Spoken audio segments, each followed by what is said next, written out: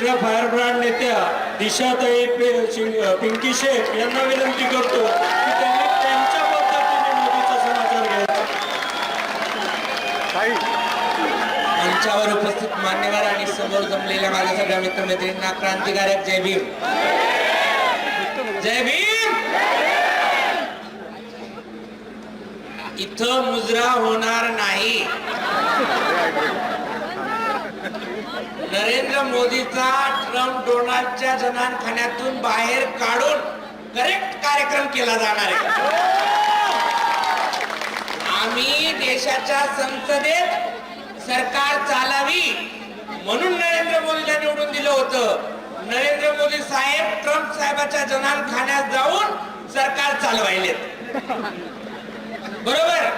उद्या काय आहे? शिमगा. बरोबर. गावातला शोषित वंचित पीडित समुदाय उद्याच्या दिवशी गावातल्या सगळ्या प्रस्थापितांच्या विरोधात काय करतो? लोन टोकतो. मी म्हणत नरेंद्र मोदीच्या नावानं तुम्ही काय करायचंय? नरेंद्र मोदीच्या नावानं हा आवाज संसदेपर्यंत गेला पाहिजे. ही बॉम्ब संसदेपर्यंत गेली पाहिजे. कशी? नरेंद्र मोदीच्या नावानं.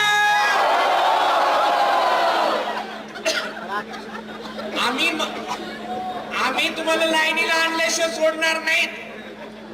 4 वर्षाच्या पोरीचा बलात्कार होतो, आम्ही पेटून उठतो आणि गर्भातले लेकरू जरा ओव्हन मध्ये तापून खाल्ला असेल तर कसं वाटलं असेल?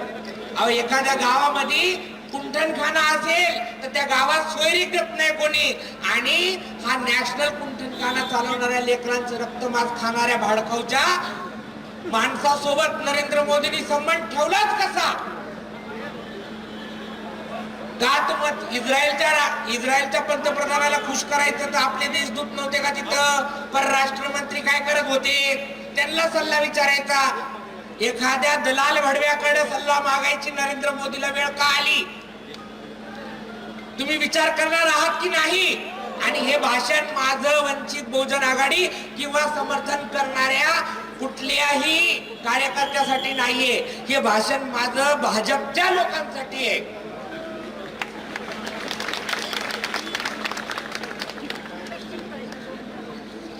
मध्ये एक उत्तर भारतातली केस होती की बीजेपीच्या कार्यकर्त्या स्वतःच्या मुलीचा वरच्या ज्येष्ठांना खुश करण्यासाठी वापर करत होते. अशी बातमी आहे. तुम्ही हा धंदा लावलाय का मला सांगा? आमच्या लेकी बाळीची आबरू विकून तुम्ही ट्रम्पला खुश करणार आहेत का? इस्रायलला खुश करणार आहेत का? हा राग तुमच्या मनामध्ये आला पाहिजे.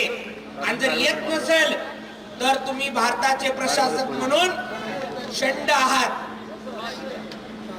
तुम्ही एक प्रेस घेऊ शकत नाही, स्पष्टीकरण देऊ शकत नाही. तुमची लायकी नाही. नरेंद्र मोदी साहेब आता आम्हाला कळतंय तुम्ही घर सोडून 35 वर्ष जंगलात का काढले. तुम्ही 35 वर्ष माणसात राहायच्या लायकीचेच नव्हते.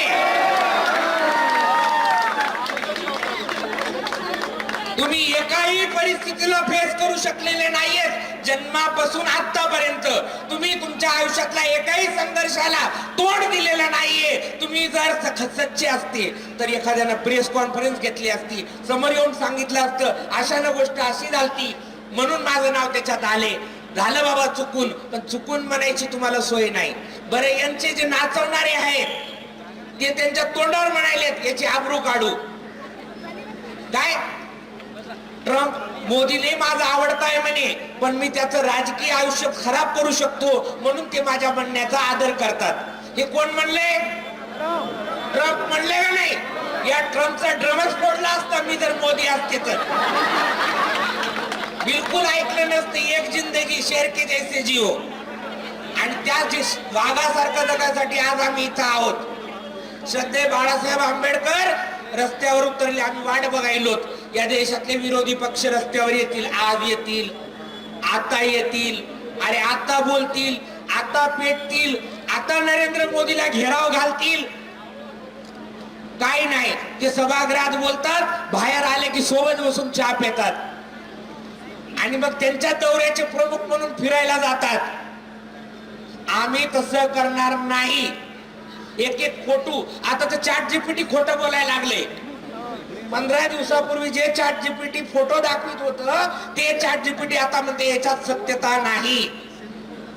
ट्रम्प साहेबांचे सगळे फोटो गायब करण्यात आले एक्सिल फाईल मधनं.